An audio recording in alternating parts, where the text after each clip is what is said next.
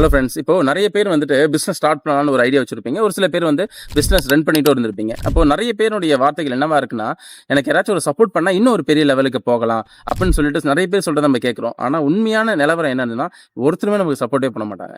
நான் ஸ்டார்ட் பண்ணுறதுக்கு முன்னாடி கூட நான் வரேன், நீ வரேன்னு சொல்லிட்டு போட்டியில் இருப்பாங்க. ஆனால் ஒருத்தர் நீங்கள் ஸ்டெப் எடுத்து வச்சிட்டீங்கன்னு வச்சுக்கோங்களேன், உங்களோட காலை வாரதான் பார்ப்பாங்களே தவிர்த்து, ஓகே வச்சு ஒரு நல்ல நம்ம ஃப்ரெண்டாச்சே, இல்லை நம்மளோட சொந்தக்காரனாச்சே, இன்னும் நல்ல லெவலுக்கு போனால் நமக்கு ஒரு ஹாப்பி ஆச்சு, ரொம்ப சந்தோஷம்னு சொல்லிட்டு ஒருத்தரும் நினைக்க மாட்டான். இதுதான் இருக்கிற ரியலான உண்மை. ஸோ ஃபர்ஸ்ட் அதை புரிஞ்சுக்கோங்க.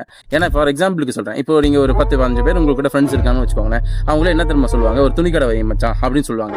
ஆனால் ஒருத்தங்க கூட உங்கள்கிட்ட துணி வாங்க மாட்டான். சப்போஸ் வாங்கினா கூட அதை வாங்கிட்டு இன்னொருத்தவங்கிட்ட, இந்த துணி என்னடா வாங்கினேன், இந்த கடையில் தானே வாங்கினேன், ஃப்ரெண்டு தாண்டா அவன், ஆனால் துணி சரியே இல்லடா, எப்படி அவனோட வியாபாரம் நல்லா நடக்கும் அப்படின்னு சொல்லி இவங்களே நெகட்டிவாக தான் சொல்லுவாங்க.